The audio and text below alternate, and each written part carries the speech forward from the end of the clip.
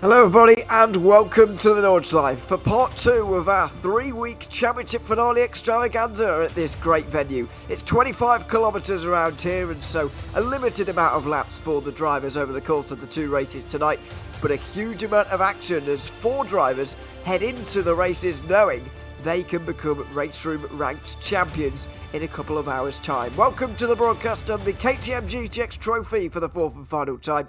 My name is Ewan O'Leary alongside Dara Facker for this final round. It's good to be alongside you once again, Dara. A lot on the line here today with 4 drivers knowing they can take the title and lots of complications to go throughout as well, with the top 2 separated by just 4 points at the end of 3 rounds of this season.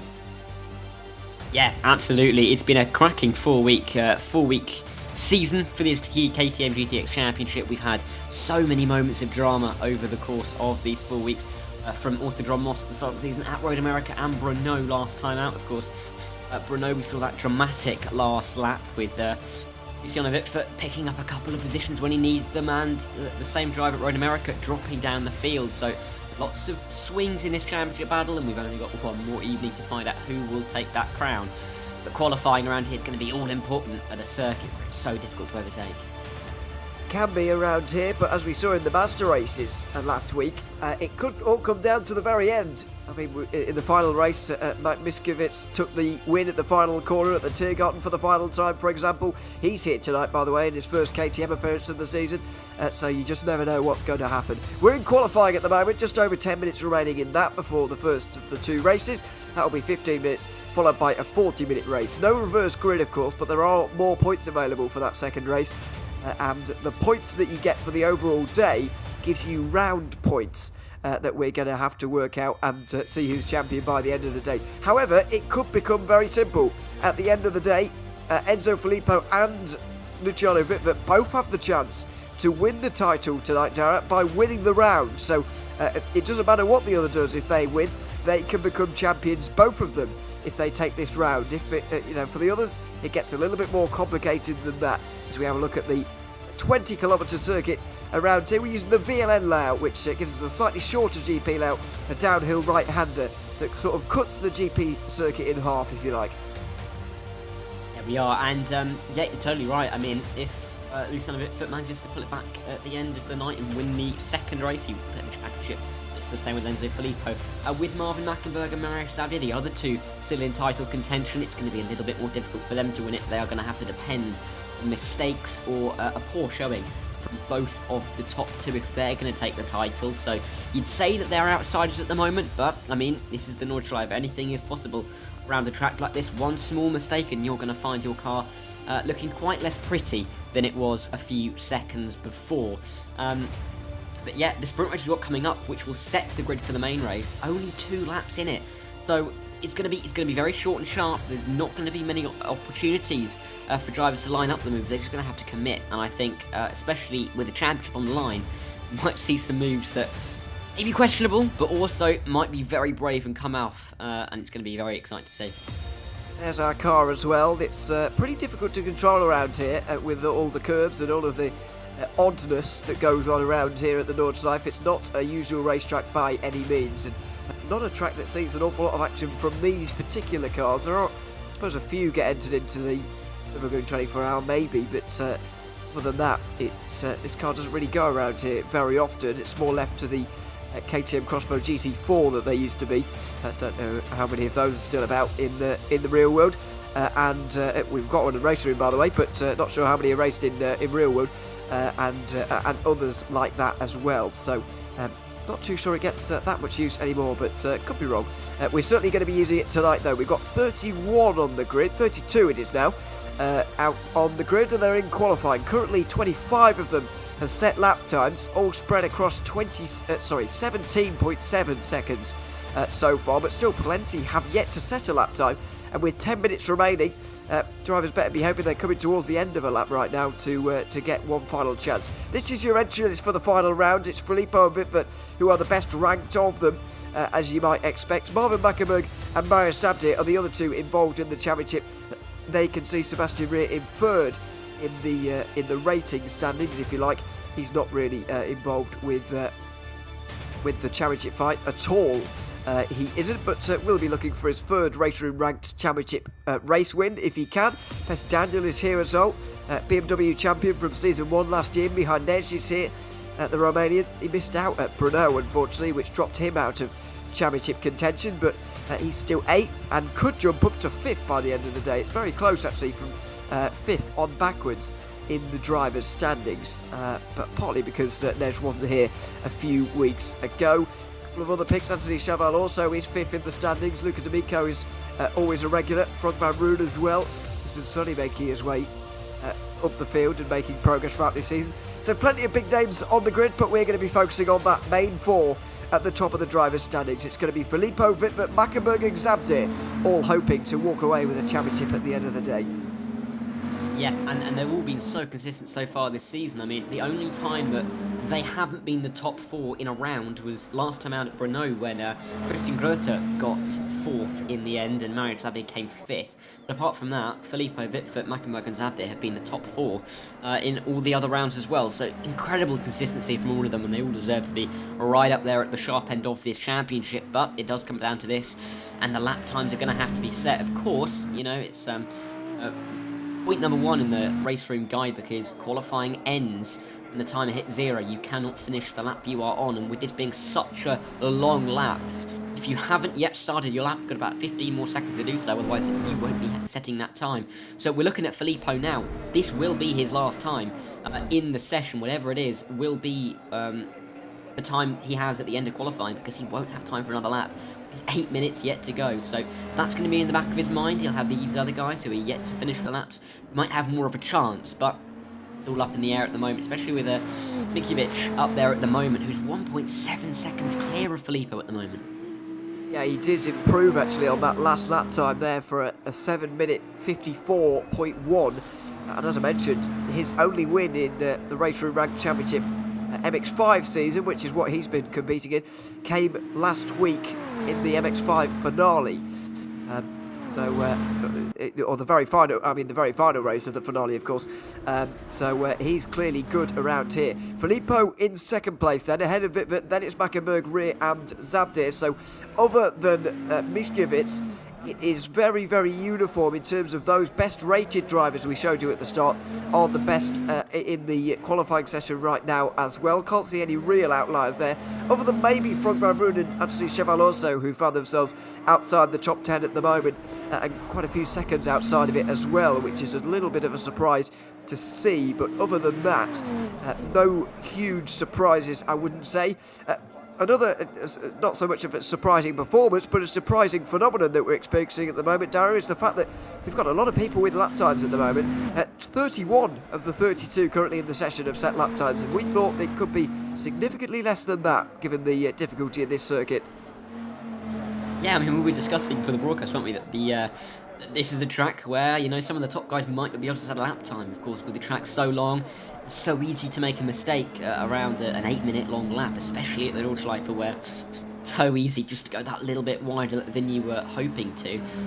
Some drivers might not set laps, but at the moment, most drivers have set their lap times, and that is going to be all important. I noticed that Filippo just was 2/10 shy of Mikiewicz there, and I mean, that's so close. Around a 7 minute 54 lap. I mean, that is absolutely nothing, splitting those top two. But look at the guys, green all the way down the tower there, and especially from the likes of Vitfert, Raya, Zabdir, Sven Mackenberg, Nej as well. I mean, this is looking a little bit daunting for some of the guys at the front, but no one yet going purple, so that might give Mikiewicz a little bit of breathing air.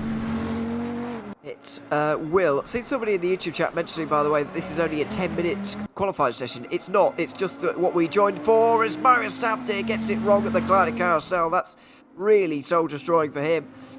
Very towards the end of his lap, and that might well put paid to any improvements he can make, although he is pushing on with this. It's not a 10-minute session, by the way. It's a half-an-hour session, but we don't show you it all here on the live stream, just the exciting part at the end, with the last 5 minutes and the final lap times commencing and finishing. Enzo Filippo has just finished his, by the way, on that topic, and goes to within 2/10 now of Mikiewicz at the front of the field. The Jono Vitfert is losing a bit of time, but I think he is still improving overall on his lap time here. Sebastian Reh and Marius Zabdir were both improving. Sven Mackenberg as well. We'll see if they can improve right at the very end. Zabdir makes his way into the Tiergarten now for final time. He's got Reh just behind at the moment, by the way. So they're going to come across the line in pretty quick succession, and they might well be fighting for fifth place between themselves. It may be a little bit more. Marius Zabdir jumps up to third place. A great drive from the Polish driver, and Reh goes over the line, having made a mistake in the final sector, will stay sixth, but Zabdir has made a big improvement there with 4 minutes to go. Yeah, he really has, and that might be costly, but, I mean, Vitfert now with a car between him and Enzo Filippo, the two right at the sharp end of the championship, and he will hope to not change that, but he won't be able to. That is going to be the end of his session. Vitfert spinning out there in the final sector.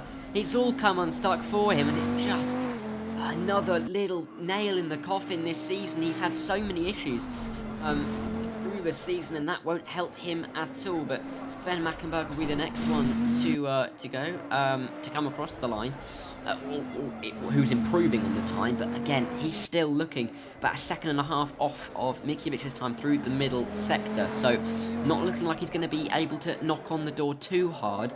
But the last driver, maybe Marvin Mackenberg, 8/10 off through that middle sector, and he still has got something to say in this championship as well if he can find a little bit of time in this final sector. Absolutely. As you mentioned earlier, RaceRoom qualifying ends when the timer ends, so you don't get to complete your laps, so many of them are in the pit lane now for the final time. Sven Mackenberg is still out there and improving. Peter Daniel is just behind, and Edouard Gilbert just came over the line from 14th place but couldn't improve. So these really are the final 2 lap times. It's going to be Mackenberg and Peter Daniel for us to watch here at the very end, and for us to see where they will end up in the session. In towards the final few corners now for Sven Mackenberg. That was the right-hander just after the Stefan Beloff S, and now to Schwalbenschwanz and the Kleiner Carousel. Sort of banked 90-degree left-hander instead of the famous carousel that gets so much recognition across the motorsport world. Up in towards Garmenkopf now, and arguably the most important corner on this circuit, because you need a wide entry on the way into this turn, a flowing run through it, and a good exit, because it's a very, very long run down the Dottinger Hub towards the final Tiergarten chicane. Yeah, and I think that's maybe where we'll see a lot of the moves being made during the races. Of course, maybe. Of course, you'd argue that it's one of the main overtaking opportunities, and it comes right at the end of the lap. It's possible we see a championship decided on the final corner of the final race, but we can only dream of such occurrences. But it is such a long straight. I mean, Mackenberg has got to just now be careful, just pick that braking zone where he needs to, because that's where you can ruin your lap right at the end of it, and that can be absolutely soul-destroying, especially at the end of a qualifying session with such little time between qualifying and the race. But here he comes, Sven Mackenberg, currently 6th. Can he put himself in front of his brother in 4th, maybe onto the 2nd row? He just about is behind. He goes ahead of Sebastian Rea, but he is into P5. He's 4/10 off of his brother, but once again, the Mackenberg brothers have found each other on the tower, 4th and 5th for them, and now we've only got Peter Daniel to go, and he is just going to come in towards the final chicane very shortly. You will see where he can get to here. He's about where, with a little improvement, he could get to where his rating suggests he should be, and it looks like he will improve. 7th place it will be for the Czech driver there, so just ahead of Mihai Nej there, who's bumped down to 8th. D'Amico and Istvan Tic, who's dropped down to the bottom end of the top 10. Some of you have noticed at home that Luciano Wittmer has disappeared from the left-hand side of the tower. That is true, but we believe he's back in the session again now. I'm not sure whether he's going to be able to retain his qualifying times. I'm guessing he will be able to, but maybe not. And if not, then that could be detrimental to his championship hopes. Of course, we've seen technical problems decide titles in the past. Let's hope it's not going to be again. It's going to be Miskiewicz who takes the pole position, though, ahead of Enzo Filippo. Marius Sabdir will be on row 2 with Marvin Mackenberg, and then Sven in 5th place. Sebastian Rea is alongside him, and then there's Peter Daniel and Mihai Nej, Luka D'Amico and Istvan Tic rounding out your top 10. And we'll run through the top 20 as well before we go any further. Felix Bjorn is in 11th, ahead of Bruno Ornelius. Anthony Cheval also is alongside Edouard Gilbert in the all-French 7th row. Then it's Frank Van Roon and Jesper Ontis. René Deter is alongside Jan-Nicolas Erbisch, with Radoslav Piatkowski and Gasper Misch rounding out the top 20. So we'll let the rest of them cycle through on your screen. It would be terrible news if Wittmer wasn't able to retain his qualifying times there. I'm not sure whether he will be able to, but it doesn't seem that we can see his qualifying times at the moment, possibly suggesting that Wittmer is going to have to start from right down the back of the field.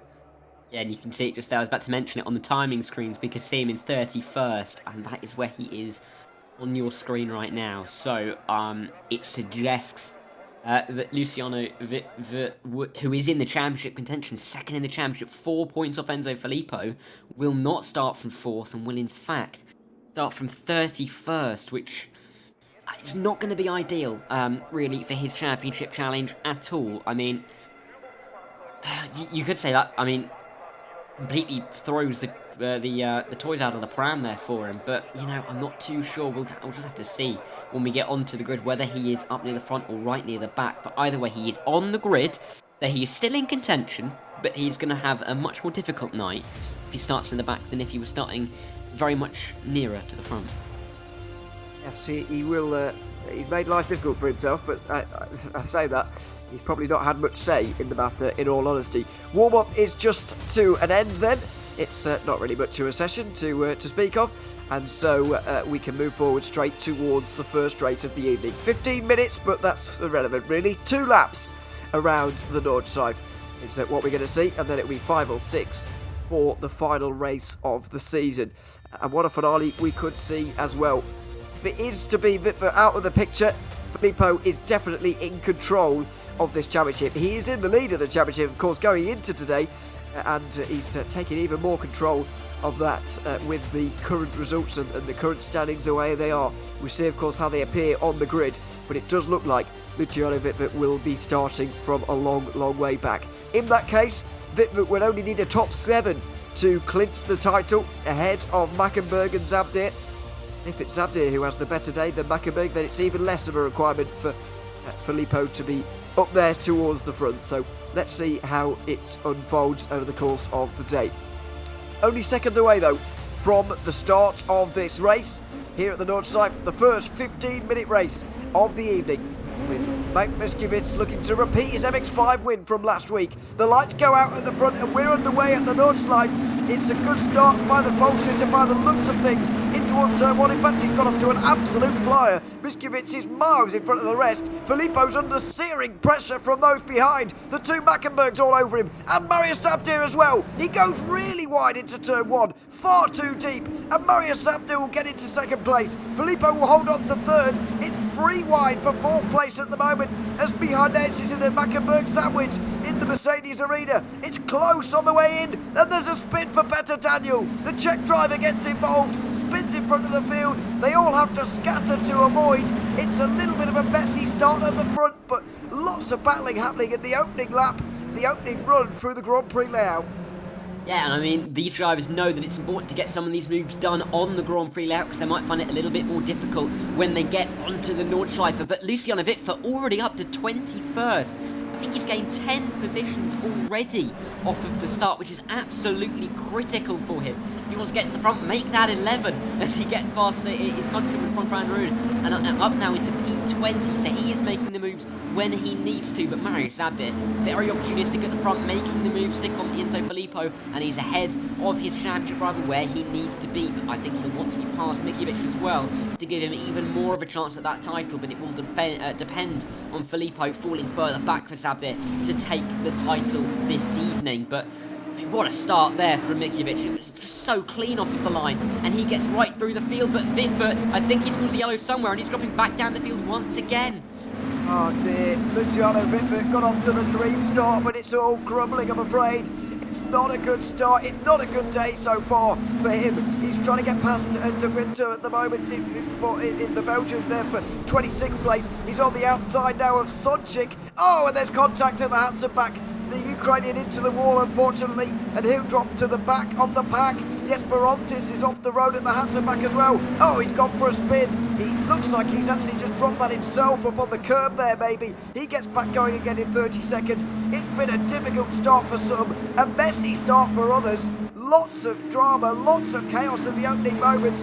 One of the big championship contenders, long way down. Lots of battling as well. There's you're just looking everywhere at the moment in these opening moments of this race. It's side by side for 4th as well. Behind Edge and Sven Mackenberg go side by side. Down the hill in towards Arenberg now. It's going to be behind Edge who holds on to 4th place with a big train of cars behind. Sven Mackenberg, good exit out of the corner. He might just about have the drive. I think he does. Yes, he does. He's up into P4 now.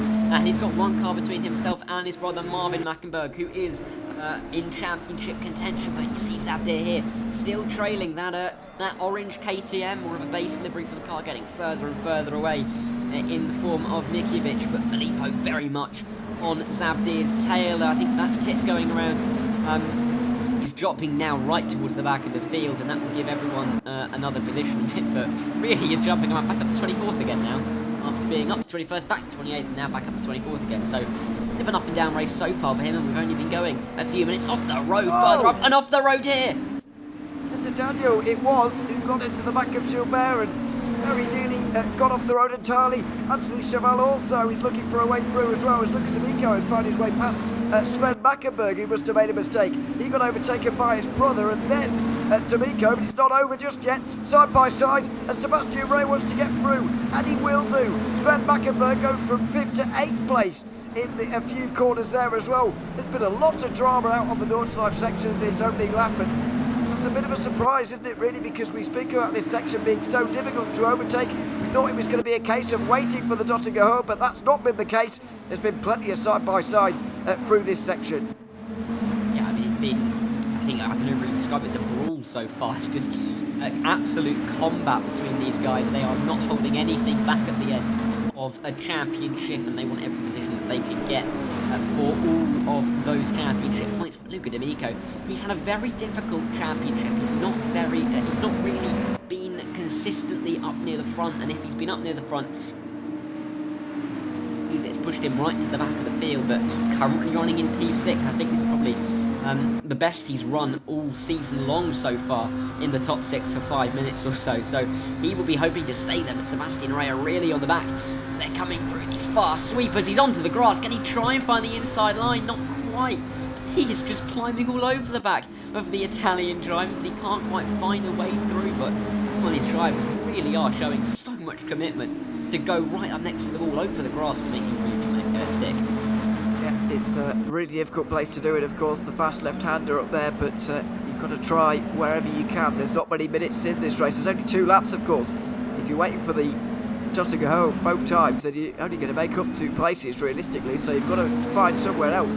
Enzo Filippo doesn't necessarily have to. Don't forget that if you finish in the top 4 in the opening race, you can still win the round overall if you win the second race, and that is guaranteed. It doesn't matter where everybody else finishes. If you're in the top 4 and then win the second race, then you could well take home the round win and of course the title in Filippo's pace. He's exactly where he needs to be, isn't he, the Frenchman at the moment? He's behind Zabdir, he's ahead of Mackenberg, and he's ahead of Wittwer as well, most importantly. So he doesn't necessarily need to make a move here for second place. Certainly not make a dangerous one anywhere around the place. I think he might try into the final corners maybe, but doesn't need to do anything too risky. Yeah, he won't want to make any errors at all. He knows that if if it was to finish as it was, and then, you know, in the second race, the same thing happens, he would be champion. So he knows that he just needs to take too many risks, so Filippo, but will be careful. I mean, Sven Mackenberg, he has been in the walls, hasn't he? So far, we see him here. I mean, he's got Gilbert behind him, and Pet Daniel Chavello so as well, queuing up to try and get past him as they now come through this final part of the lap. But waving through over the bump, I swear that some of these guys are getting some airtime. I thought I saw it a couple of times in qualifying, and I mean, I have to keep looking closely, but I'm almost convinced a couple of times these cars are going fully off the ground, which is exciting to see, but not really fun when you've got quite a lot of load going through the car. And that's Chavello also, the man 5th in the championship. He's gone around, and that is going to be him very much near the back of the field for the rest of this race.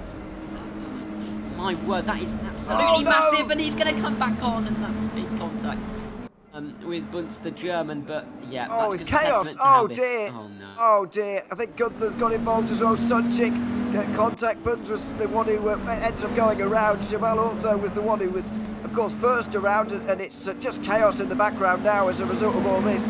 Not a good rejoin, I'm afraid, from Chavel also there, who's 5th place in the championship, is now slipping away, and surely will have slipped away entirely by the end of this.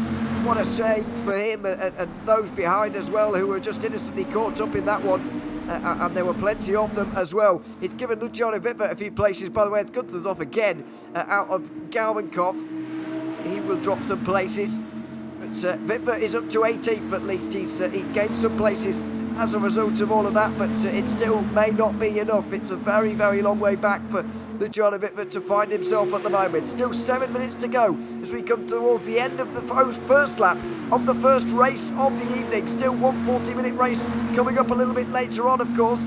Over the line goes Mike Miskiewicz, who continues in the lead of this race by 2 seconds. Zabdir still second, actually. Enzo Filippo couldn't get through him on that occasion. No, he's still trying, he's still probing away at the Polish driver to try and take that P2 back once again. I mean, if Wittwer didn't have that issue on the opening lap where he dropped down to the back, I think he'd be fighting at least for P13 or P14, absolute minimum here, because he, of course, was past Frank von Roon. Here he is, though, fighting with Timo Lino. He's going to go around the outside in the first couple of corners. Can he make that stick? Yes, he can. And he's back up to P17, and he's back on the back of Frank van Roon, who he overtook pretty much at this point of the lap last time around. So will it be copy and paste, Control C, Control V? We'll have to find out. But this time it's for P16 and not P20. But he will surely be ruining some of those positions he didn't make up. But Steve Molino still fighting away. Best now fighting with him to try and pick up P18. Jim Best making his RaceRoom Ranked Championship debut this evening, by the way. Was in our YouTube chat earlier saying that how pleased he was to be on a live RaceRoom broadcast, and it's good to see him representing our nation well, at least. Well, mine anyway. We're pleased about that. 19th place at the moment for the only British driver on the grid here this evening. Luca D'Amico holds 6th place for now, ahead of Sven Mackenberg. That is, of course, not the Mackenberg involved in the championship fight, by the way. That's Marvin Mackenberg, who's in 5th place.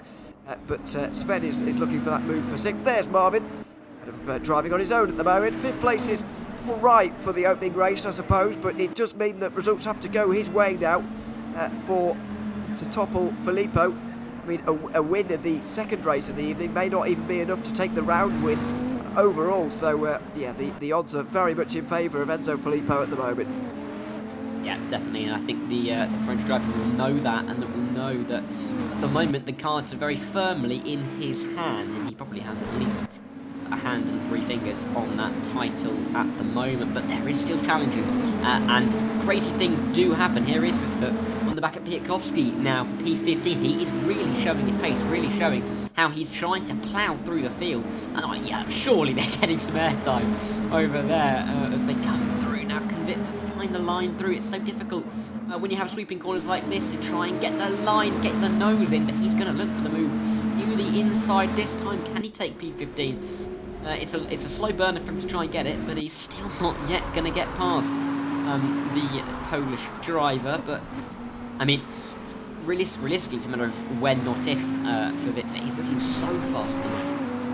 He is looking quick, looking for 15th here as well on the run down towards Andau Forest now. There's going to be a big dip down here, of course, before the left-hander, and then you're going to have the real tricky one at the top of the hill. But it's going to be side by side very nearly. Well, it's a difficult corner on your own, and never mind side by side. And Vitve deciding that maybe this is not the moment. He looks to the outside again on the way towards the left-hander at Andau Forest, and then the exit off of here as well. There's a bit of a slide for Piatkowski as he tries to get the car off the corner. I think Vitve may well be close enough for a move, maybe down here, not quite able to do it in towards Metzgersfeld.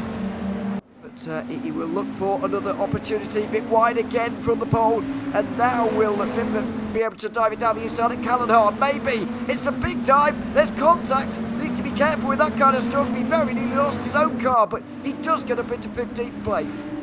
Yeah, and that's the thing to remember. I mean, he needs to take these positions on the track, but with the Nordschleife being so tight, it can be so dangerous to make that move and make it stick, and he might find himself spinning around. We don't exactly know what happened with the first incident, but I wouldn't be too surprised if he went for the move and it came off badly, and it can happen again, and he's got to have that in the back of his mind. But he is halfway up the field again, up to P15, 16 places up on where he started this race just a lap and a half ago. And it's going to put him in a much better position for the rest of the race, but he's going to have to pull off a miracle in this final part of the evening, the second race, him to take the title here. But Sven Mackenberg here still finding a way on the back of Luca D'Amico this time around. Can he find a way through? We're waiting to see, but Sebastian Oyer as well sniffing around, because if these two come together, he will very happily, thank you very much, and slip up into P6 himself. Let's see where this one's going to go. Up in towards the mud curve. It could be an absolute mess here. Sven Mackenberg looking for a way for D'Amico. Ray looking for a way past as well. All of them so close to one another as they go round the left-hander. Such commitment out there. There's just no room for error. Now downhill towards the carousel. They'll go, oh dear, over the grass for Mackenberg. He looks to the inside again. I think he wanted the move down there actually at the hairpin, but was just too far away to get it. And maybe that trip through the grass put paid to that one. Up the hill now towards the carousel for good. They will go. It's going to be just a case of your car into the grey area and make sure you stay. It's a good run on the exit actually from D'Amico, which is sometimes very difficult to do, of course, in these cars, or in any car really. Out over the top of the hill now towards the highest point on the circuit at Horacht. Here, this right-hander, you just see them over the crest of the hill there, that camera angle just flattening gradients out a little bit. Just over a minute to go then in the opening race. And realistically, a couple of minutes of racing, but Black Miskowitz has really stamped his authority on this race, I think it's fair to say, and this championship. He's not been here all throughout the season so far, but he's here now, having won the final race of the Masters 1 week ago. He's now looking to take the first race win of the KTM GTX Trophy finale here tonight.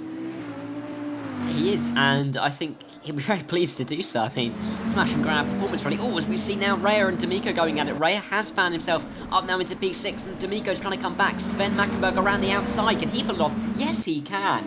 That's a fantastic move there from Sven Mackenberg. He's lost the rear end. He's into the wall, and he gives the place back unintentionally, and through comes Petter Daniel. So absolutely crazy stuff there from Sven Mackenberg. The rear end just deciding it doesn't want to be there. It wants to be much closer to the wall, and so took him there and took him down a couple of positions with it as well. Gilbert has not been this high up in this championship. I actually don't know if he's been. This might be his first race of the KTM GTX so far this season. He's doing well up in P10, but yeah, Mikiewicz really doing an impressive job as the timer has hit 0. So this is, of course, the final lap as we get through the Dotteringa Hoe. It will be the final time. So, you know, a lot of these drivers making the positions. Vitford making the position for P14 now. Can he make another one towards the end? We'll have to wait and see, but time is running out. It absolutely is, but Mike Miskowitz has made absolute use of the 15 minutes he's had around here, a couple of laps, and that's all he needed really. It's almost like a drive to the shops for him. What about second place though? Mario Sabdir versus Enzo Filippo. How much is Filippo going to risk this? Well, not at all, I don't think. I don't think he's going to have much choice. Down in towards the Tiergarten they go. He's nowhere near close enough, is Enzo Filippo. He'll have to stay behind for the moment. In towards the Tiergarten they go. But out front, Mike Miskowitz takes his second win in 2 weeks at the Nordschleife with the opening round of the KTM GTX Trophy here at the finale of the Nordschleife. It's Mario Sabdir who just gets into second place as well. Enzo Filippo so close with that one. Behind Neds finishes in 4th ahead of Marvin Mackenberg. Then Sebastian Rear and Luca D'Amico and Petter Daniel will round out the top 8. It's very, very close in that region of the order. Where's Luciano Wittbert? He will finish 14th in this race. It's an absolute disaster for him. Only 8.4 points scored, which is roughly half of what Enzo Filippo will get for third place. It's Mike Miskowitz who will take the win ahead of Sabdir and Filippo, with Nezin and Mackenberg rounding out the top 5. Sebastian Rear just held off Luca D'Amico and Petter Daniel to the line. Sven Mackenberg and Edouard Gilbert round out your top 10. But a very important race for the championship, and a huge one for Enzo Filippo to take quite so many points over all of his rivals. Yeah, and I mean, Vitford will know possibly that if he didn't have that mistake at the end of that the first tour of the Grand Prix circuit, he might be in the top 10 at the end of that race, which would have been absolutely crucial. Could have put him in with a chance of fighting with the guys near the front throughout the second race. But as it is, P13 got even more work to do. But you've got to feel bad for him slightly, of course. That the internet not helping him out at all. Yeah, I mean, he would have been up right near the front if it wasn't for that. But he's recovered relatively well. More than half the amount of cars between himself and Enzo Filippo. So, yeah, good work from him in that first race, but still work to do in the second race. It's still open in the championship. Got to say, Enzo Filippo is looking very much the man in control. Yeah, certainly is. We'll, of course, work out what that means for the points over the course of this little intermission that we have before the second race. That'll be 40 minutes long, of course, and it's 5 or 6 laps it will be around here. So we will just get ourselves ready for that one and dive into the points a little bit and talk about what that, of course, means in terms of what position Enzo Filippo needs to finish in the next round. I'm not entirely sure just yet. I'll do that maths in a couple of moments' time, but just generally, the odds are very much stacked in his favour, aren't they? I mean, he's finished in the top, and I always say this in this format, you need to finish in the top 4 in race 1 so that you've got the chance to win the round with a race win in race 2. That's exactly what Filippo has done, and while he couldn't get second place, and it did look like he was trying, I think there's encouraging signs there. Even though he finished just 3rd place, he's right up there and could challenge for the win in that second race.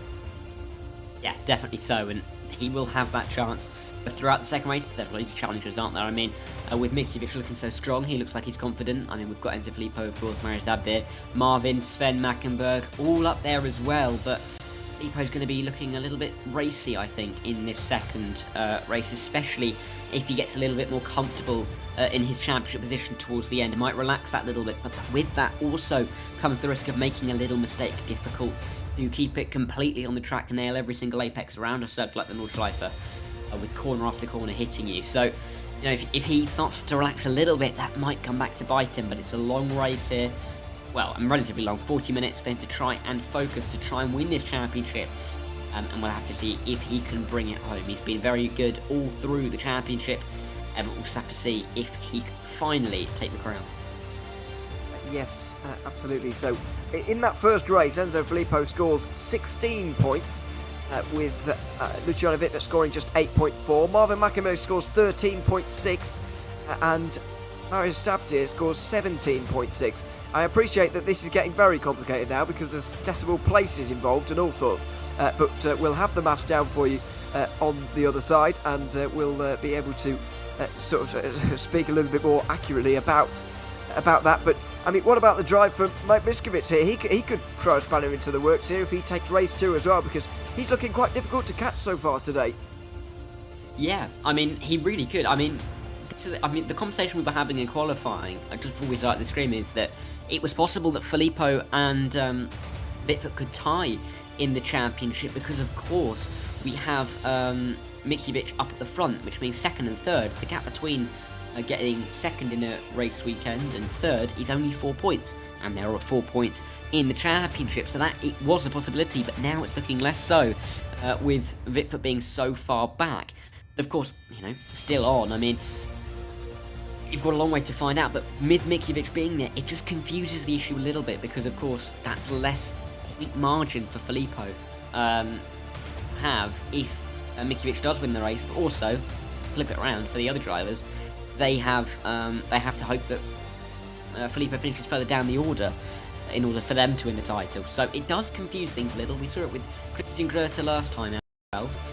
It's not the first time we've seen it, but it's the first time we've really seen real pace from a driver who hasn't been in the championship at all yet. So really is creating a bit of a confusion for the drivers, maybe, who haven't seen the name and aren't used to fighting with him in this category. So just have to see if it pans out. But Mitrovic, if he has the pace that he did in the first race, might just pull away. Absolutely. So, Filippo finishes in the top 2 on the day, then he is definitely champion.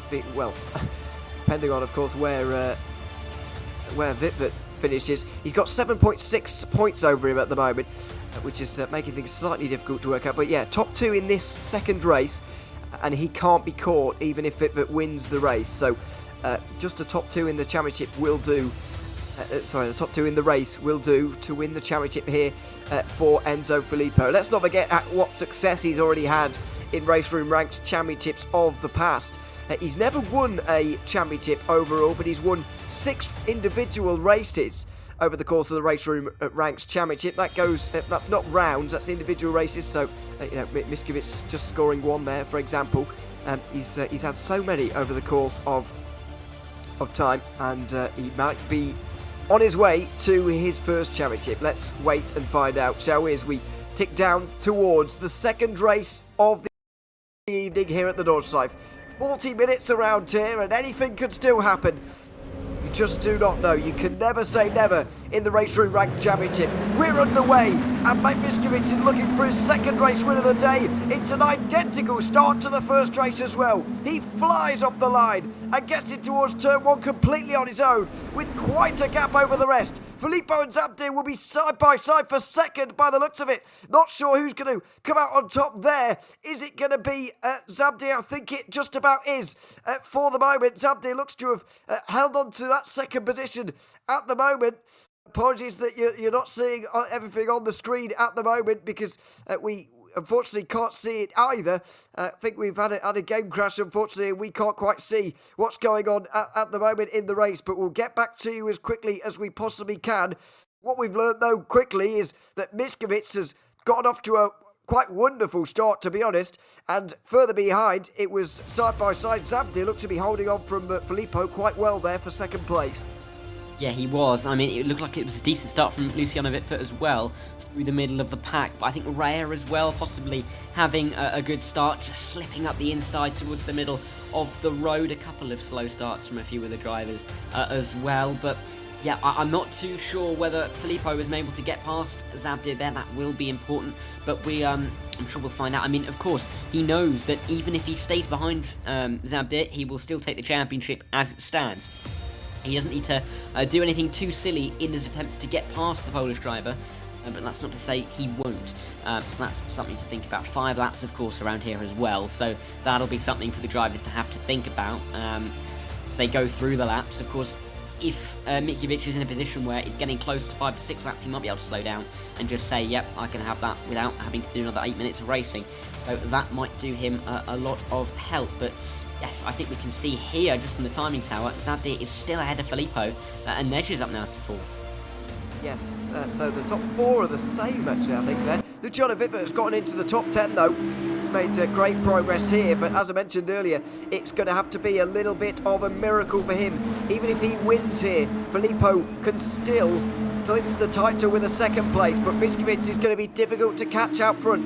He does seem to have less of a lead, though, than he did at the start of race 1. At this point, he already had a couple of seconds over Zabdir, and this time he's been pegged back just a little bit more than that.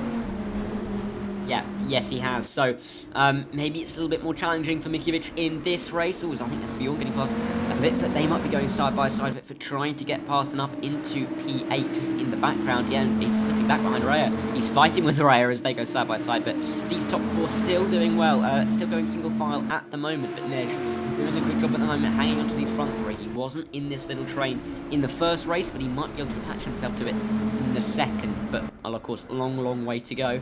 And anything is possible. We see now here Vitford trying to get past Bjorn through this opening part of the first lap. Absolutely. So it's becoming a problem for Vitford, really. It's Bjorn just in front of him for that 8th place. He needs to get through as quickly as possible, really, to continue his progress up the field. Don't forget that Filippo had 27 round points over Zabdir at the start of the day, so even losing 4 right now would be absolutely fine.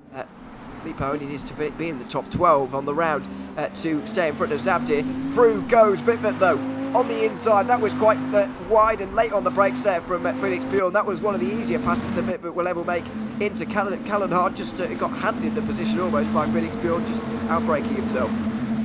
Yeah, definitely, and I don't think he'll mind, though.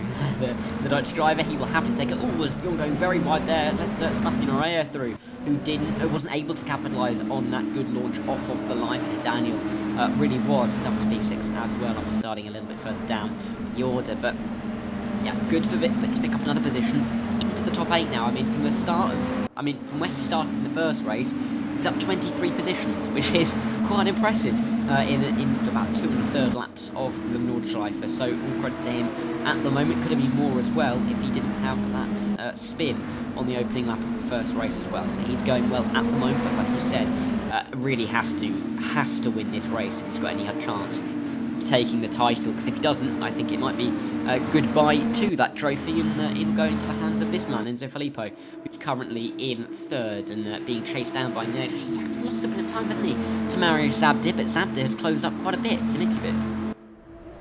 Quite a lot, actually. 1/4 of a second less than at the moment between the two. Miskovic still leading, of course, having won the opening race of the day. Zabdir very closely behind on the way in towards the carousel. Oh, his compatriot Petkovski seems to have been off the road, though, and so does Timo Lino. I think that was at the mud curve. The left-hander, the high-commitment left-hander, they've just been through, of course, these leaders. And so it's all kicking off further back, and Marvin Mackenberg is making progress through there as well. So his title chances slipping away a little bit there as a result, with 5th in race 1, of course, but clearly with problems in the opening lap of this one, now slipping away. What that does mean is that Mariusz Zabdir is likely to overtake him and move from at least from 4th to 3rd in the driver's standings, with Mackenberg so far back. Yeah, exactly, definitely so, and it's going to be important for Mariusz Zabdir just to keep that concentrated. I mean, yeah, he's got such a good chance here of doing very well. He's been very consistent across all categories in the last few weeks of any kind of race room. Of course, winning his class at the Road America 2 Hour, being very consistent as well across.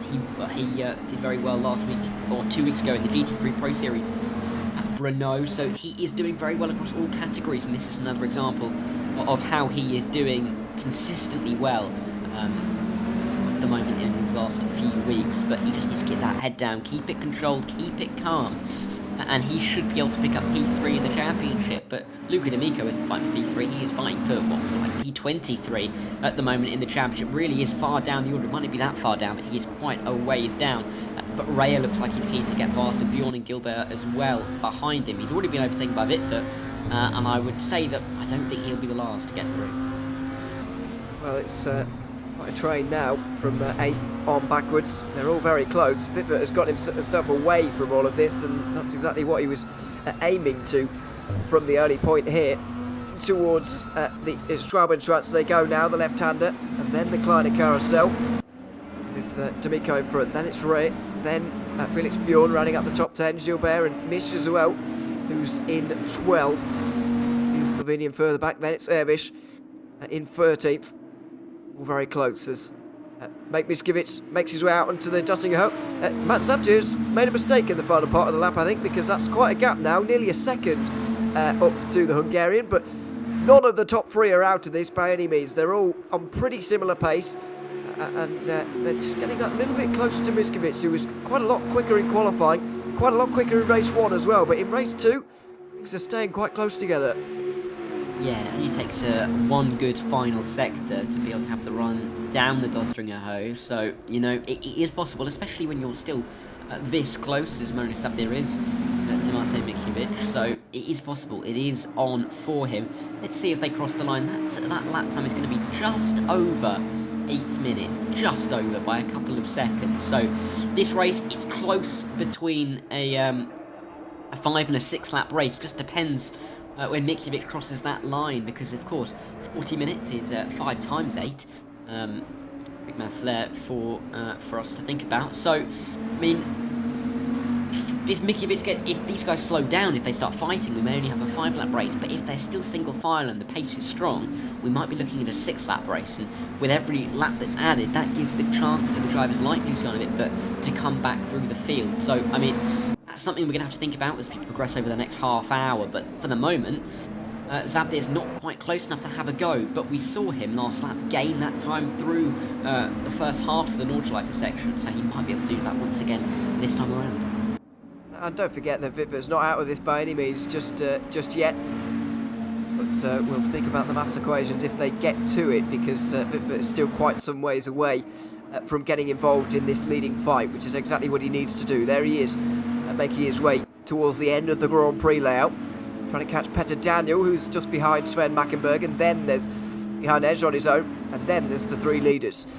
Vitford needs to be in that top 3 really to be to have any hopes of the title at this stage, and a round win of course. But with so many drivers in contention, Filippo is in a bit of danger of allowing this to get out of control over the course of the next half an hour. But let's see if Vitford gets there, because at this distance he is just way too far back to really get involved at all, even though he will be making up places and maybe preserving his second place at least from Marius Zabdir, who's in second at the moment in this race. There's Marvin Mackenberg, who's probably slipping to 4th now. Not sure what happened to him on the opening lap, but he's more than 20 seconds back. We can only presume there was an incident on lap 1. I think it might have been into turn 1, of course, which is such a big braking zone, such a tight corner, and it wouldn't be a surprise for him to have been caught up there, because he's a long way back now, got about 20 places on that opening lap, and unfortunately maybe slipping from 3rd in the championship. Yeah, and he won't be too pleased about that, I don't think, at the moment, and he's got a bit of a gap in front of him before he would start fighting him on Gasper Misch. They're getting a bit of airtime. The Slovenian driver coming over in P12 at the moment. He's doing well ahead of Erbrich here. So, you know, a few of these drivers having some good performances this evening that we haven't seen them have so far this season. Here comes Erbrich, flying around the outside, over the bumps they come. Similar liveries between the two cars. I think it's exactly the same livery, but this time they can't go at it together. Frank van Rooyen is trying to come around the outside of the driver Ornalash as well, so he might get that move done as well. So lots of fighting back here in the impact. Lovely to see that drivers are able to make these moves through the Nordschleife. It's a lot of fun to see side-by-side action through a tight, twisty circuit such as this. But look again, Zabdir gained that time back. Yeah, it's toing and froing quite considerably at the moment, and it's a bit puzzling, I've got to say. Miskovic's clearly quicker in some parts than others. Maybe Zabdir quicker in some parts than others. Hard to know who's the consistent one out of the two of them at the moment. Maybe it's neither. Maybe both of them are having fits and spurts at the moment. But let's see. A little bit of a tighter line on the way into Kallenhard there for Miskovic, but turns out to be the better line. Zabdir loses a tenth maybe, but he's a bit tighter on the way into the next chicane. Now in towards miss hit miss, as we call it. That's miss miss miss, for I'm afraid for Zabdir. Doesn't quite hit the middle apex there as he needed to. Will close in. Oh, on the way in towards the next section. That was very strong on the brakes there. In towards Verseifert for Zabdir. Now in towards Exmuller they'll go. Or Breitscheid first, then Exmuller. Still very close. And of course, just behind this, Enzo Filippo is there watching. But still 6.5 seconds away from this, and he started the lap at 6.7 behind the leaders. He's not really catching very quickly. No, but I mean, that all could change very dramatically if these guys start fighting. We just about see him in the back of the shot just a moment ago, just rising over the crest as the camera panned to follow this lead group. But I mean, with these guys so close together, it'll take one little look for Mario Zabdir for all three of these drivers to lose 1, 2, maybe even 3 seconds if they go side by side for very long at all. So we'll just have to wait and see. Zabdir really is looking for it at the moment. He really wants to take this lead as quick as he possibly can, and Filippo can see him trying to go for it. Can he go left or right? Not getting it at the moment, but the slipstream really working through this part of the lap, through the sweeping left and right hand corners. Is Zabdir going for it? I think he is. Can he make the move stick for the lead of the race? Oh, side by side as they go out of the Munkova. He has got through. Mario Zabdir to the lead. Just ahead of Mike Miskovic then. And then it's Enzo Filippo just in third place right now, trying to follow through but can't quite do it. This is a bit of a surprise for the pole sector to be falling apart quite like this. Mario Zabdir seemingly a lot quicker than him at this stage, and that's a surprise given what we saw in qualifying in race 1. But Zabdir does look to have the pace. He's got half a second already as they go out the carousel. Miskovic is struggling in the early part of race 2. Really is, and I mean, looking at the time, Vitfert, for a moment there, he was about 5 seconds behind, so he may have made a mistake there, because the time has gone back out again, but he had gained a couple of nice little chunk of time there on the back of these guys because of that move, but it's not able to close back up again. We saw Zabdir fall away in this last part of the lap last time around.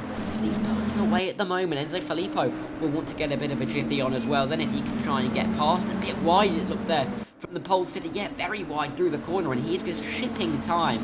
I mean, that gap really is growing now to the front of the field, and Neige is gaining really strongly to the back of these two now.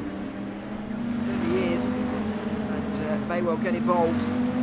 Sort of suggesting maybe in the chat that Miskovic is tyre saving right now. Not sure how much tyre saving actually has to be done over the course of this kind of race. 40 minutes is not an insignificant distance, I suppose, but we haven't seen much tyre saving come into effect so far this season, really, in the KTM GTX trophy here on RaceRoom. So Zabdir still leads by over a second. Now it's Miskovic in second, followed by Enzo Filippo behind Neige in fourth place, as you see in the background of that shot there, but this is a bit of a surprise, it has to be said. Zabdir has picked this up. He's gotten the lead and he's absolutely running with it at the moment. 1.3, 1.4 seconds the gap goes to. As Istvan Titsas, I'm afraid, had a bit of a problem just after Brunson here by the looks of it. He falls down to 25th place. Not good news for him, I'm afraid, giving some of those further behind a bit of a position, or a position each, I suppose. So out onto the Dottinger they go again. Nearly the end of 2 laps then. Zabdir leads, and at the moment doesn't really look like being caught. Yeah, he really doesn't. I think it's important here for him to just keep his head down, be careful, and just capitalise on this. I mean, I wouldn't have expected this to have happened about 10 minutes ago, that Mario Zabdir has quite a comfortable lead. As Vitfert now going for P6 on Petter Daniel, just one more position ticked off for him if he can make this one stick. But of course, does the ringer host. Such a long straight. It just takes so long to pull past, even if you're going just a single mile an hour faster. And it is possible. We've seen it before at RaceRoom, where you can make the overtake at the first part of the straight, but then the other driver pulls back in the slipstream and then gets back past again for the end of the straight. But not this time. Vitford making the position, making it stick. Now he's got his sights set on Sven Mackenberg in P5, where he would have hoped to have qualified earlier on if his internet had played ball. But here's Filippo now on the back of Mikiewicz, and he might be going for it into turn 1. This is P2, the championship leader. Oh, he's just about going to get it, I think, but he's gone very deep on the way in. Mikiewicz comes back at him and comes back sweeping around the outside. Just about. Are they going to make contact once again? I'm not too sure, but they're still side by side as they come through. Nej is going to be rubbing his hands together because he knows that there's 2 positions in the offing if they come together. But this time, Filippo just about gets through, and Mikiewicz is going to have to settle for 3rd for now. That could become worse as the lap goes on, because he is really showing some poor pace at the moment. Well, he tried to cut in front of Filippo there at turn 2, but it didn't quite work, and he's been overtaken for good now. So through goes Filippo. Will he be able to catch Zabdir, I guess, is the next question. But what's going to happen to Mikiewicz? It's not going very well for the Hungarian now, who was the pole sitter, I should say, earlier on in the day. Won race 1, but in race 2 it's falling apart slightly at the end of the 2nd lap of this race. By the way, with that latest lap time for Zabdir, it looks like we may get 6 laps as well here, so could be an extra one to what some people were expecting. I think everybody should have fueled up for 6 laps though, so I don't think there'll be any fuel concerns at this stage. Out onto the Nordschleife they go once again. On this particular lap, Mikiewicz is not quite being distanced quite as quickly as Zabdir did to him towards the back end of lap 2. Good point. I mean, you're right, the most people have fueled up, but there might be 1 or 2 fueled up for 5 laps here, which, I mean, I'm not too sure about whether that is even possible, but, I mean, would be interesting to see if a couple run out of fuel, or if a couple are fuel saving at the moment.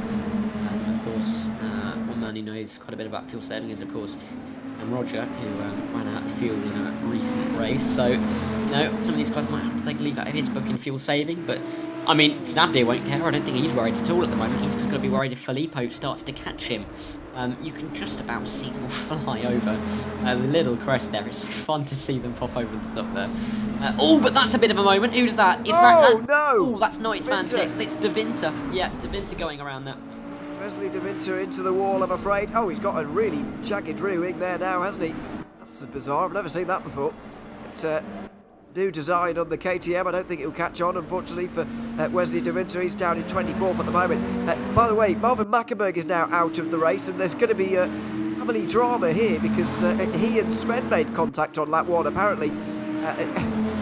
Well, Marvin said, Sven killed me on lap 1. Well, that's going to be awkward. A little bit later on. He unfortunately is now out of the race with nothing to fight for further back. He won't score anything from this race, and so I think we'll drop to 4th in the drivers' standings behind Marius Zabdir, who is of course leading the way in this race. Enzo Filippo's in 2nd just behind him. Then it's Mike Mikiewicz and then Mihai Nej in 4th.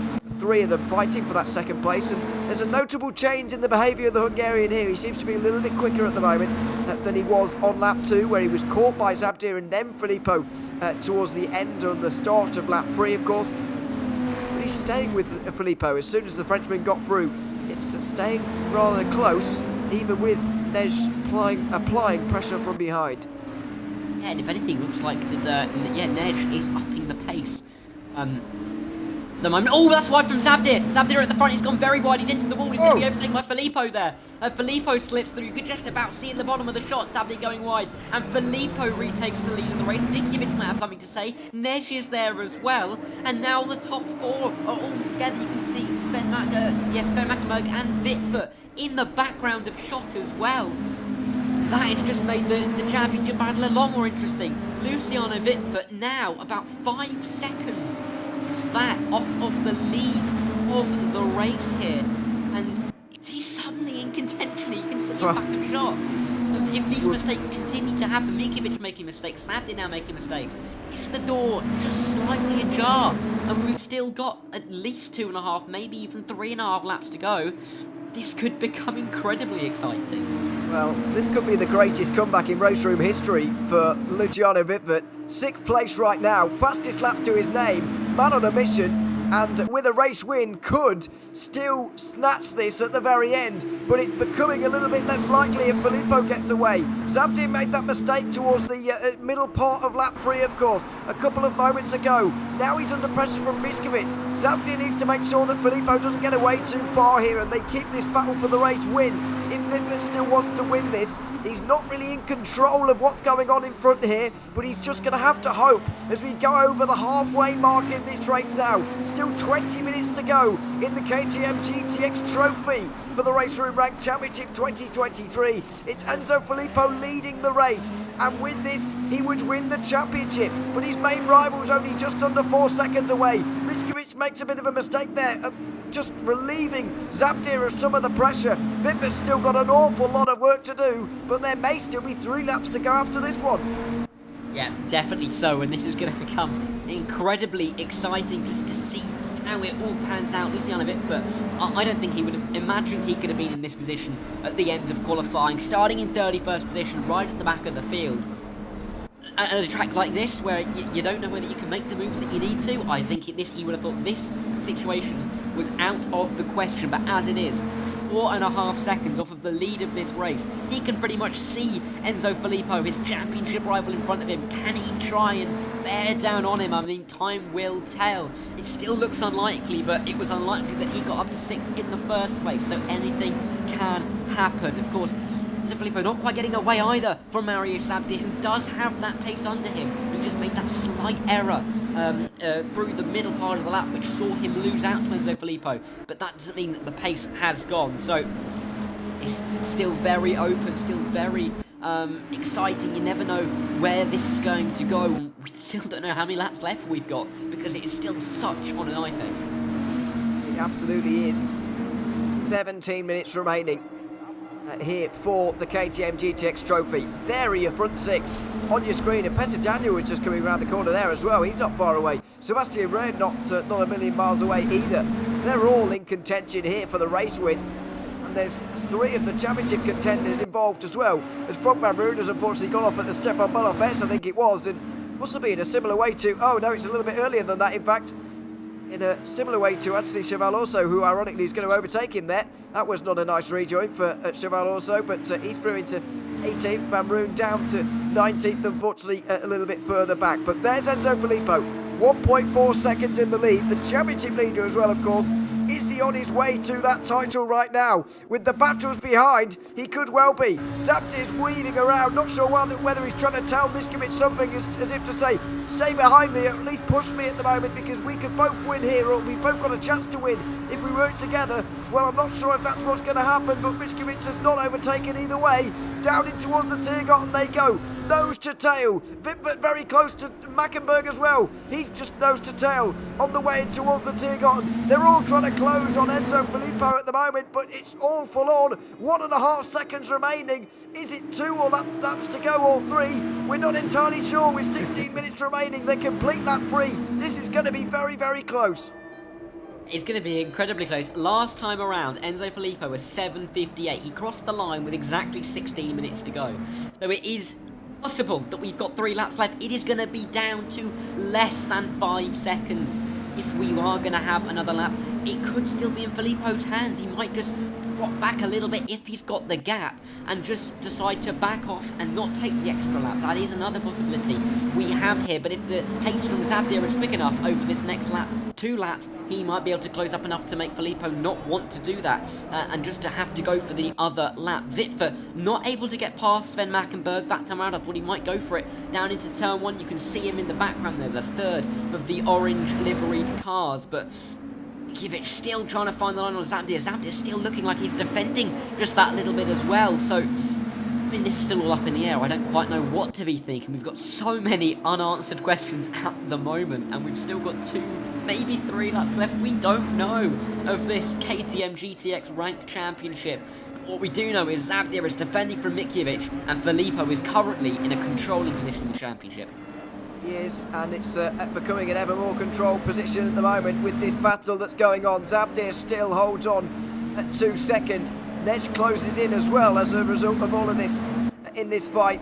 Sven Mackenberg in the red there is not too far away, and then it's Witwer who's just fallen away slightly on this last lap. Still quarter of an hour remaining though. Oh, and there's a spin here for few drivers further back. Bruschi involved as well, the Croatian at the Mercedes arena. Don't know what went on for those guys, and Wesley de Winter's into the pit lane here for what looks like some repairs and maybe a tyre change as well. He was of course the driver with the slightly wonky rear wing on that previous lap after a crash at the Hatzenbach. Out onto towards the Flugplatz leaders go though. So Filippo now with an increasing lead. It seems that earlier on he was sort of hanging back and keeping his powder dry for a little bit later on, but as soon as the situation started to get out of control a little bit and Wittmann started to close in, he decided, well, I'm going to take the lead here and take matters into my own hands, and that's exactly what he's done now with a 2-second lead over the rest. Yeah, he has, and he is really putting his foot down and trying to take this title in style here, but, you know, it's still possible that he makes that little mistake. I don't actually think he's made a single mistake all season long up to this point, so, I mean, it would be you know, sort of law for him to make a mistake now, but he's always been up there so consistent. I just can't think of a time he's made an error at all. I can think of when everyone else has made that little error. I mean, Zabdir, of course, making the one. Stalapa go, Nej didn't have a good qualifying in the first round at Autodrom Most, and Wittmann making more than a couple of mistakes as well. So, you know, they've all had their errors, but Filippo hasn't. He's just dominating this final race of the season at the moment, but they are all trying to bear down on him at the moment. He's still within sight. He's not getting too far away.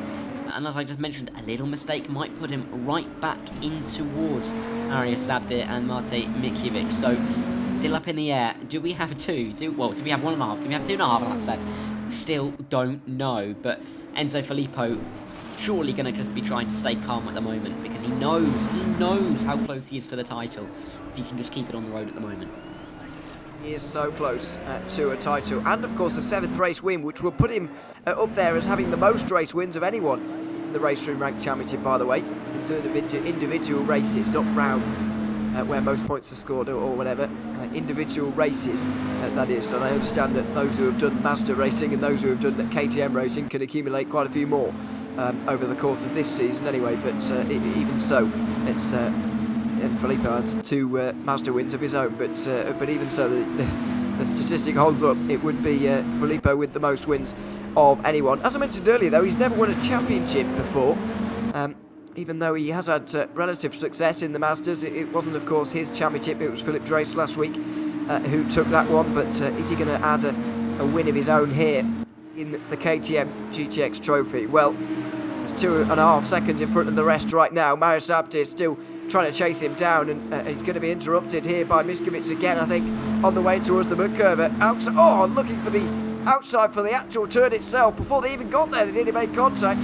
The Hungarian looking for the move, couldn't quite do it. Zabdir slams the door in his face, says, well, you're not coming through here. It's far too dangerous, and the two of them very nearly made contact. Thankfully they didn't. They get away with that one. But that was very close on the way towards the high commitment left-hander. Yeah, and if they did make contact there, I think it probably would have been an absolute airplane crash, because there was so much speed from the drivers through there. As they come around the carousel once again, it's just interesting. Here we go. This is Luciano Wittmann. I was going to mention him. He is still there, but the gaps have opened up just that little bit over the course of this lap so far. It's about a second between each of them. Quite standard gaps, but they are still close. But to Daniel, a distant memory at the moment from these top 6, but you can just about see him coming through shot at the back there by about a frame or 2. But yeah, these guys still going at it, but I think Wittmann's strong at the end of the lap. Generally, we've seen him make quite a few moves towards the end of the lap, and he was close to Sven Mackenberg last time around, so that is definitely very possible, but we'll just have to see if that is what transpires here. But Filippo won't be thinking about that at all. He won't be thinking about where anybody else is. He'll just be thinking about where he is on the track, and he knows he is currently in a championship winning position. There it is, wide there from Sven Mackenberg. Will invite Wittmann onto the rear wheel as we come through this final part of the lap towards the Dothringer Hoe, where Wittmann might look to make the move, but he might not have that much time to wait, because he is looking like he's getting a move on already. He is getting close. Jesper Huntis is off the road, I'm afraid, further back. Not sure what's happened to him, but he's nearly 3/4 of a minute back anyway from these leaders. Let's Still just under 10 minutes remaining. Is it one lap to go or two? We just don't know at this stage. Enzo Filippo seemingly with the measure over the rest. Marius Sabdir still holding on from Mate Miskovic behind. Are they working together here, or are they trying to overtake one another? Well, not sure that either or is going to make too much of a difference at the moment. Filippo with a championship winning position, just needing to bring this one home right now, but there could still be plenty of time for others to catch up. Oh, Zabdir's gone wide into Garmenkov. It's the worst possible place to make a mistake, but Miskovic now is going to have a great chance on the Duttinger. You don't want to get that corner wrong for fear of letting everybody get a run on you. That's exactly what Marius Sabdir has been able to do here. I think he's just about got the straight line speed to hang on, but Miskovic is going to get very close into the Tiergarten. Yeah, and with it being such a long straight down here, it's always possible. Here we go, Miskovic might go for the move. Nej now is the one with the slipstream of the three drivers, so he will also close up to these two in front. I doubt he will go for it, because it might be a little bit tetchy to go for it 3 wide into here, but there it is, Miskovic trying to find the outside line in towards the final chicane, but he can't quite do it on this occasion. But these three so close together, nose to tail through here. There might be a run towards turn 1, especially for Nej there. Looks like he had a good exit, but definitely for Miskovic, who is so close to the back of Zabdir. I think we will have 2 to go as we cross the line, because Zabdir has got 7:59 left, so he might cross the line himself with less, with 1 lap to go. So here comes Miskovic around the outside into turn 1. Can he pull it off this time around? Oh, he will do, because it's too deep on the brakes from Marius Sabdir, and Miskovic will finally make his way through. He chops off the nose in towards turn 2, and Sabdir doesn't have a response. Nej will look to get involved as well now, because this has closed everything just up a little bit more. But Miskovic is now finally through. Marius Sabdir making the mistake in towards turn 1 that has proved the end of second. He will look for another move in towards the hairpin. Not quite. There's going to be a bump to the rear as they go through the cut through, and he's forced his way to the inside. Miskovic will have the inside for the next turn. They bump each other again. They're probably not going to be too pleased with each other now, as there's another bit of contact. They both slide all over again, and Zabdir has to tuck back in again. Mihai Nej will get the run on the both of them, maybe as well. Not quite on this occasion. It's becoming a physical battle between these two for second. Yeah, and it really is just helping Enzo Filippo climb his way out of trouble here. 4 seconds now up the road from these guys as they now come through towards the end of the GP circuit part of the Nordschleife, as we now come into of course, the toll roads that make up this iconic racing circuit. So Marius Sabdir still fighting away, he's still plucking away, but he'll want to get this move done quickly. But of course, if they fight, it gives Filippo the opportunity to back off and not take that extra lap. So all the cards are still on the table at the moment. Nothing is off, but you look at Sven Mackenberg, you look at Luciano Wittfurt, who were also now right in this battle for second. And I don't think we thought we'd be saying that about an hour ago. Absolutely not. Frank Mamruda's had a terrible race, I'm afraid. He's got more problems further back. But Wittfurt is absolutely flying out there. 57.4 brings him the fastest lap of the race. Filippo on the last time around did a 57.5, by the way, so that just shows you the enormity of the task for anybody looking to catch him at this stage. I think the Frenchman is pretty much away with this race win at the moment, and others are just fighting for second. Those top 3 places in the championship are pretty settled right now as well, with Wittfurt's position versus Zabdir, so it's almost a battle for second in the race, and nothing deeper than that really. It's going to be very fun to watch, because not a lot of these drivers have got much to lose. No, not just 2 of them. So they will really be going hammer and tong at it for the rest of the race. I mean, with Marvin Mackenberg out of this one, it just gives the door very much to Marius Sabdir to take third. I think it will take DNFing in this race to not take third in the championship. He is just fighting for pride in this race on its own. Miskovic 100% fighting for his own pride, because of course not in the championship at all. This is his first round in the KTM GTX trophy of 2023, so he's still just fighting to take as many positions as he can. Currently would be P2 would take 44 points at home with him for the championship when only doing 1 round, which is definitely not a bad haul whatsoever. We see Pinkowski now and Jesper Ontis, who were fighting together. I think Ontis, yeah, with that front wing, which I think is more damaged than he'd like it to be, and it won't be helping him out a great deal with the downforce there. You can see the right-hand side of it just hanging, left-hand side, whichever way you look at it, hanging off a little bit. But yeah, that won't help him out too much, especially through these tight, twisty parts of the Nordschleife. Yeah, Piakov's trying to get past. We go back up to the battle for second. Mikiewicz still out in front of this train. He's closed a little bit to Enzo Filippo. That gap has come down a couple of tenths, but that is all. Filippo might just be taking it a little bit easy, of course, with that nice little gap in front, behind him. Still a great fight for second place, with 5 drivers involved, by the way.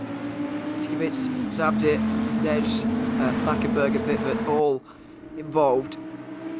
On the way now towards Bergwerk. Very important right-hander that gets you out towards the Muck curve, or the long run towards it. Anyway, it's a long uphill drag here, where straight line speed and power and all of those things are very, very important to have all of them on the way up towards here. The fact that it does drag up slightly uphill as well does mean that the slipstream effect is just slightly more pronounced. You can gain a little bit more speed up in behind somebody here on the way towards the Muck curve, and that's exactly what happened for Mikiewicz on the back of Zabdir last lap around. If you remember, the pole slapping the door in Mikiewicz's face. That was a big slide for Zabdir, though. He's going to lose a lot of speed as a result of that. It was a good save, but it's a loss of place now for Nej, who goes through, and now Mackenberg will go through as well, because off the road is Zabdir on the way towards the grass, and Mackenberg will get through as well. Goodness me, that was all happening all at once there for Zabdir. Good save initially, and it's been overtaken by 2 cars as a result. Yeah, and I mean, it doesn't take much, does it, to lose positions. Oh, another little bit of a mistake out of the carousel there for Zabdir, and Wittmann now picks his way through. So that is now 4 positions he's lost on this lap alone. So it's really not been a good lap here for Mario Zabdir. He's slipped back down to 6th. Which is not where he'd want to be whatsoever. But Wittmann now in the top 5, and he's still not far off the podium in this one either. So still picking up as many points as he can to consolidate his 2nd place in the championship, especially now that he's ahead of the man who should finish 3rd in Marius Zabdir. So still lots to think about. Filippo, that gap's come out once again. Will he slow down enough for this to be the last lap, or will he just push on and have one more lap? We'll wait to find out. Mikiewicz still might be inside the time that we have to have another lap anyway. Filippo can't slow down, but we'll find that out in about 2 minutes time anyway. But could any of these guys get a run towards down the Lothringer home, maybe the final time, to try and pick up yet another position in this race? Wittmann and Mackenberg look like they're a little bit racy on the back of Nej, but Nej as well is going to be pleased to be past Wittmann and past Zabdir, and now up into the podium position. It's really spaced out now for 2nd place. This is a very different picture to what we saw only a couple of minutes ago. 4.5 seconds between 1 and 2. There's Enzo Filippo. Was under quite a lot of stress earlier on. There was a real possibility that Wittmann could get involved and take this away from him, but that's no longer looking likely. Mikiewicz not too far behind. Then it's behind there, looking for a podium on the day. Sven Mackenberg in 4th ahead of Luciano Wittmann. 1 minute to go. Is this going to be the last lap or not for Enzo Filippo as he cruises towards his 7th race win in a RaceRoom ranked championship event?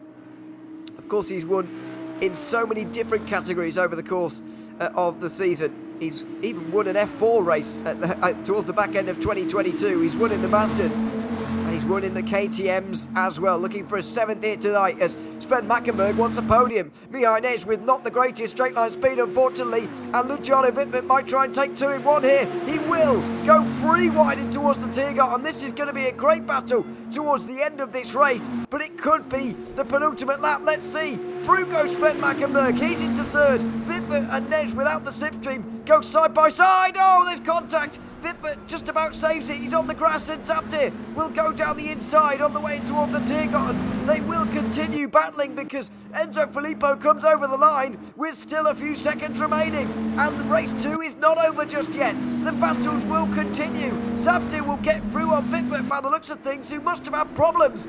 Wittmann is sliding down the order, and he's miles back now. Something must have happened in the final chicane to Wittmann because he's down to 6th place, and he's a long, long way from the rest. Well, Luciano Wittmann, I'm afraid, has had problems in in there in a great battle as well it was, but unfortunately he's lost out, and that looks like it's going to be 6th place to end this race here, as into the pit lane comes Sonchik. One of the drivers of the top 15 at least has miscalculated on fuel by the looks of it. Yeah, I mean, it's interesting to see some of these guys come in. I mean, Sonchik there also, he was having a fantastic race. We've not seen him consistently running high up so far this season, especially in the top 15, so he was having a really good evening, but into the pits is going to ruin that just that little bit. But yeah, something really must have happened in that final chicane for that to occur. I mean, he's now into the grips of Sebastian Rea and Petter Daniel for 7th and 8th, rather than trying to chase after the top 5 once again. But Mackenberg, I mean, this is a great drive from him, isn't it, really, to find himself P3, maybe not having the express pace that we've seen from some of the other guys, but he is really able to pick his way through when he needs to, and very good job from him this evening to be up in the top 3, and we'll just have to see if he can stay there. But Enzo Filippo, he's doing the one last lap. Is this a lap of a champion? Because if he finishes in 1st place, if he just drives it on the black stuff for the rest of this tour of the Nordschleife, he will be the KTM GTX Trophy champion for the ranked championship here at RaceRoom. So we'll just have to see if he can bring it home, but I mean, I'd be surprised if he didn't, frankly. It would be. It's really quite spaced out now. You do get the feeling that maybe the drivers thought the last lap was the last lap, or the previous lap was the last lap, is probably a better way of saying that, because that they really went for it. You don't often see that just before the end, just before a final lap, but anyway, it has spaced out the battles quite a lot. The closest ones now probably between Vipert Rea and Petter Daniel, who are fighting for 6th place at the moment. But unfortunately, it's a full-on effort now for Vipert. It just makes you wonder a little bit, though, what would have happened if he hadn't have had those technical problems towards the end of qualifying. Of course, he had qualified up there in the top 3. They were both going to challenge, he alongside Filippo, of course, we're going to challenge Miskowitz. That first race win, you would imagine, they'd be up there in race 2 as well. And Vipert may be wondering whether, you know, with a better technical record, I guess, over the course of tonight's race, then he maybe could have challenged for the title. Yeah, I mean, he'll be disappointed, I think, Vipert, especially with the fact that his internet didn't enable him to take any time in qualifying, even though he had set a time that would have been good enough, I think, for either 4th or 5th.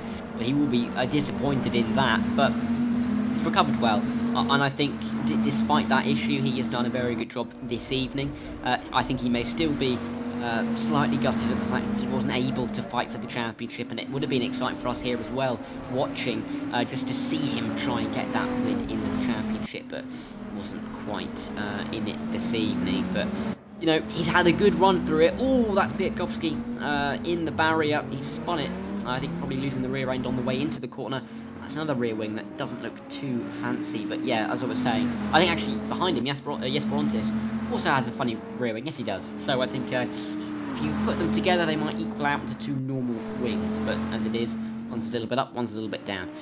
But yeah, as I was saying, good night for Vipert, and I mean, overall, I mean, especially in the GT3 Championship, and here, he's shown good pace, and I don't think he can be too disappointed. He's been denied by internet. Yeah, he did win one of the rounds of the GT3 Championship this season, by the way, and he has been decent historically in the GT3 Championship as well, but has never quite got to the title because Max Pfeiffer has won on 2 occasions. It's not going to be him this season, though, you wouldn't have thought, with 1 round to go. Don't forget to join us next week for the final RaceRoom Ranked Championship finale.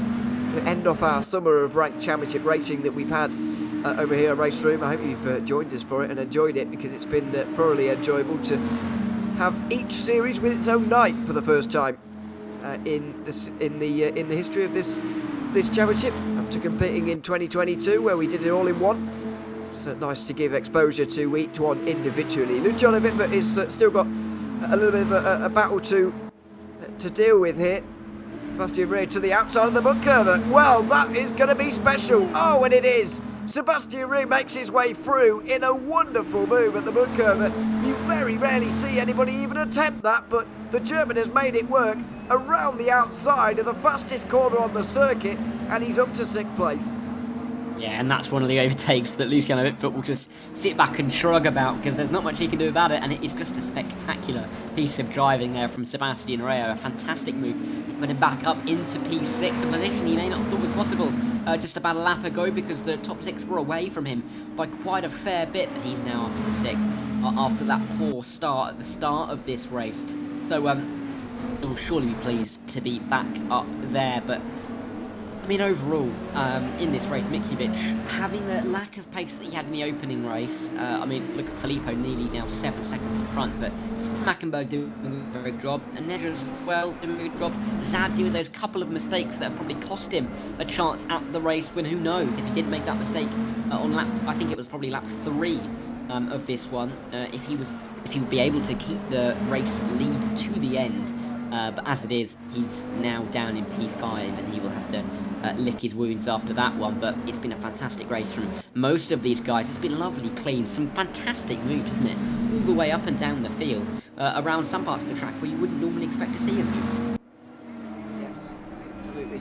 It's unconventional, that was, but it was absolutely brilliant from Sebastian Rey for 6th place. Behind Edge holding on to 4th here, just ahead of Marius Sabdir. This is the driver you're seeing on your screen. He's also won a race this season in the GT3 Championship as Marius.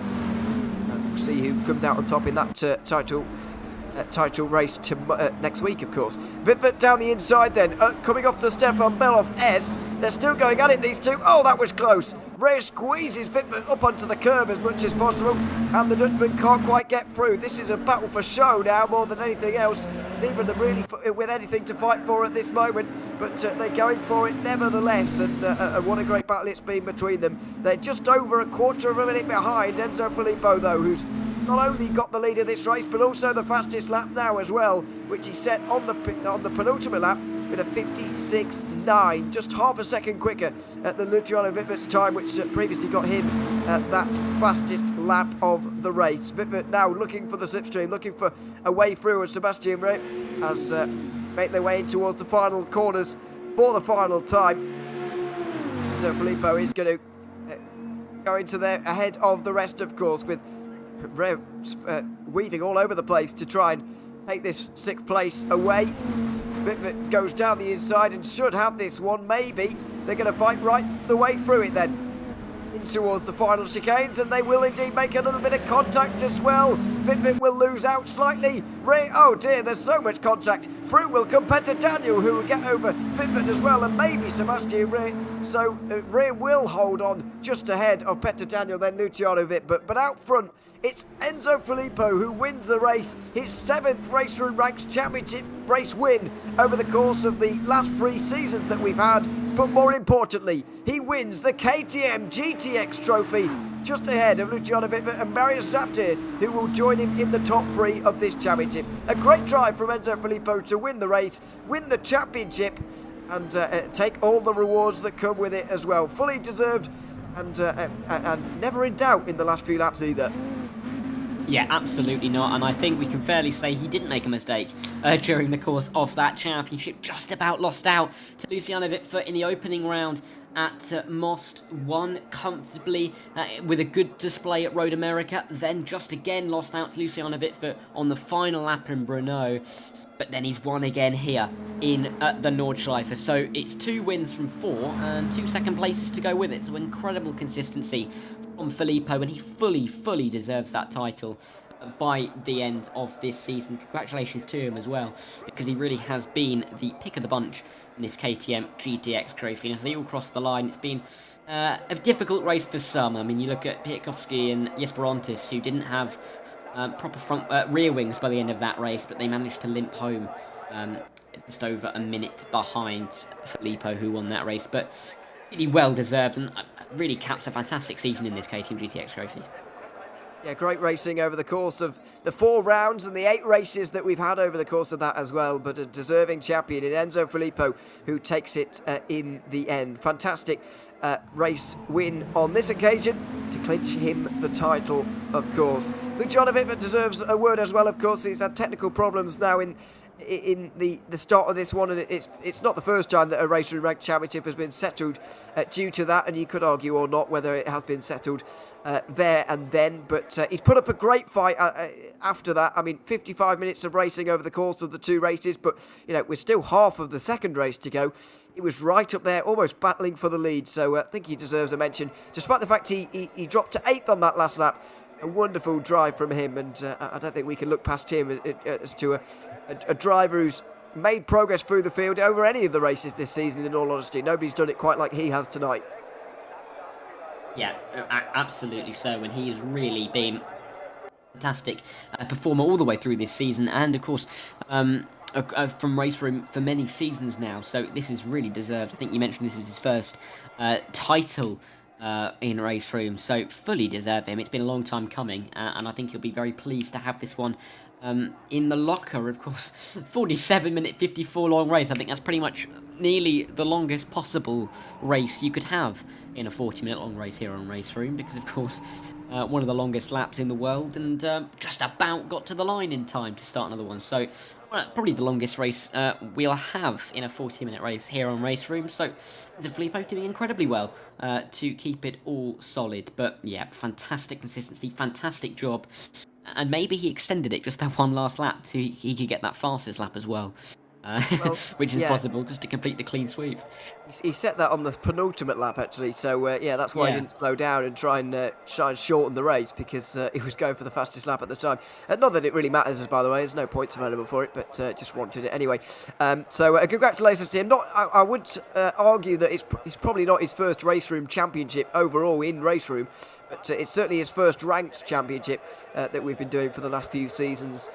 Now we had a couple in 2022, of course, and we've now gone through with 2023 as well. His 7th race win in the ranked championship competition, and now first championship as well. So congratulations to him once again as we sign off. A big thank you to everybody who's been tuned in over the course of the season here in the KTM GTX Trophy, but don't forget, there's still one more to go. The GT3 Pro Series will be rounding off in 1 week's time at the Nordschleife with their final race of the season, of course. So make sure you join us in 1 week's time for that as well, because it should be absolutely fascinating to see what goes on there in that one. And with regards to who comes out on top there, we could yet see another season where there's 4 different race winners in the 4 different races. We had that in the TCR Championship towards the end of 2022. We have 4 different race winners in 4 different races, and a different championship winner who didn't even win any race. And then we could get something similar in the GT3s. There are your final standings. Preliminary, of course. We're not quite sure whether they will change after the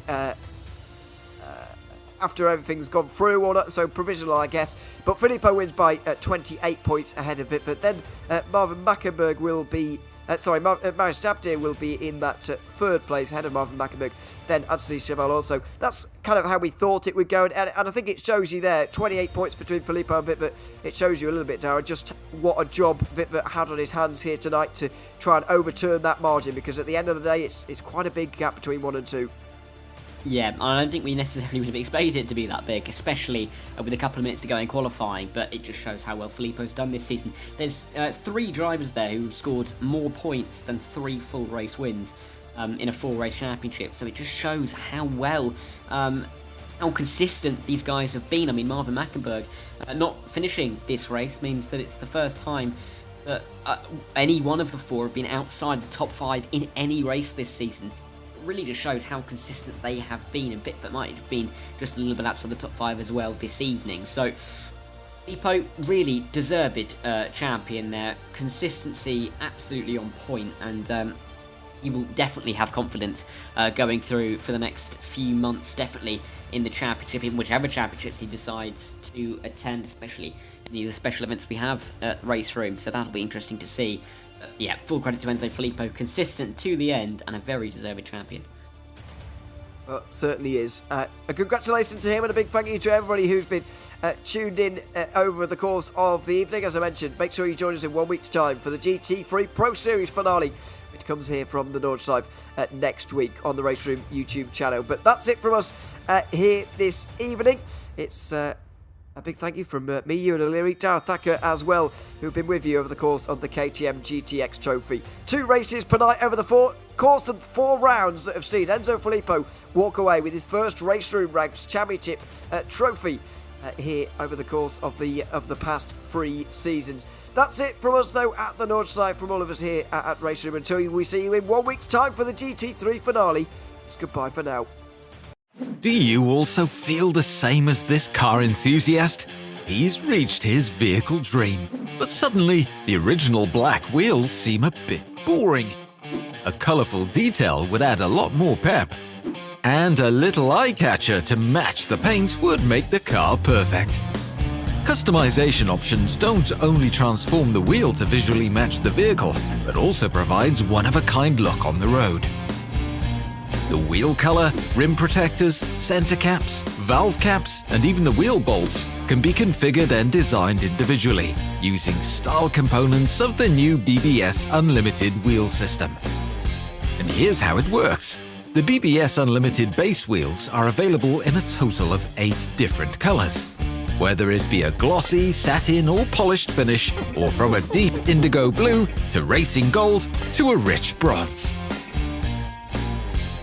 Rim protectors are a colorful detail to visually enhance the wheel, while preventing damage from curb contact. In addition, the rim protectors can easily and quickly be replaced and renewed at any time. In total, 6 different designs are available. The center cap completes the wheel. So how cool would it be if it could also be customized? BBS Unlimited Style makes this possible. It's available in 56mm and 70.6mm diameters and can be applied in a variety of ways with the BBS logo. The center cap is available in 2D or 3D embossing, as well as in several color variations. And with the 3D rotation cover, the BBS logo remains visible to everyone, even when the car is in high gear. The valve caps complement the wheel in 6 different colors. This gives the individual wheel an even more coherent look. You can even choose the wheel bolt in the last step to match the wheel. Available in black, silver, and even titanium. With the help of the BBS Unlimited style components, you're able to create a work of art out of a conventional wheel, according to your own wishes and ideas. Just take a look at our configurator, and after a few clicks you can already start designing the perfect wheel for your vehicle. Do you have any questions about customization? Then contact the wheel expert now.